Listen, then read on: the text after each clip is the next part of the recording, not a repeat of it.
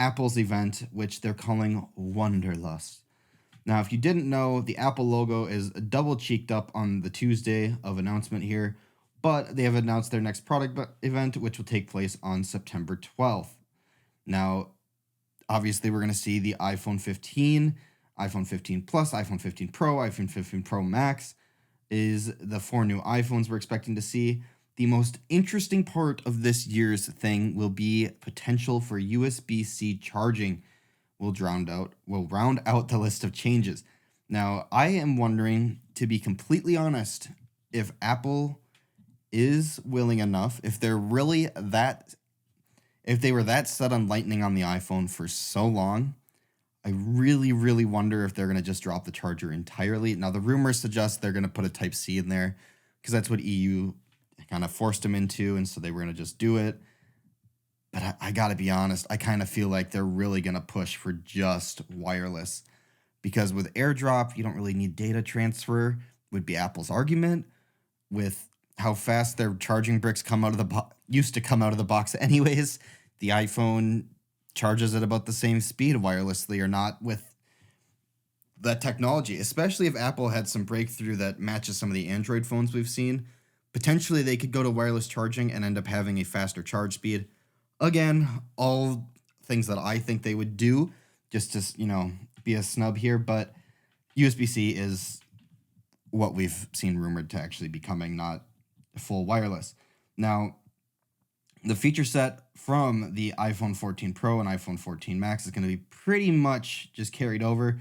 That includes the A16 Bionic chip, the dynamic island, and 48 megapixel camera with a fresh set of new colors and USB charging.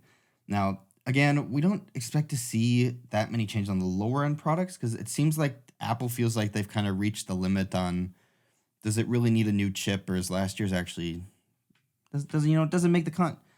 Now, the 15 Pro and 15 Pro Max, those are where we're going to see more changes to the A17 Bionic chip, which will be the first 3 nanometer processor in a smartphone. Again, all rumors here, but we're going to see.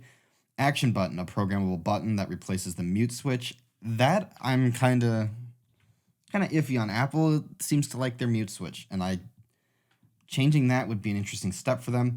Now, titanium frame, the lighter material will replace stainless steel. Design refresh, basically some thinner bezeled and slightly curved edges. And USB-C charging point will replace the lightning port, battery upgrades, periscope, zoom lens to the Pro Max only. New gray and dark blue covers, replacing gold and purple. Speaking is hard.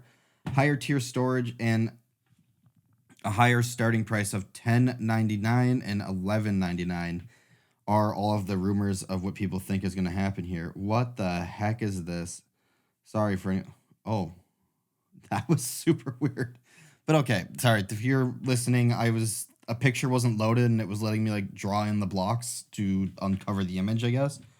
But with that, you can see kind of some mock-up of the colors here, but I don't expect to see, like I said, that many changes between the lower-end models. Pro models, sure, but I think this will be a pretty tame year in terms of Apple, other than Type-C, or possibly, and my dream would Apple would snub out everybody and just go full wireless.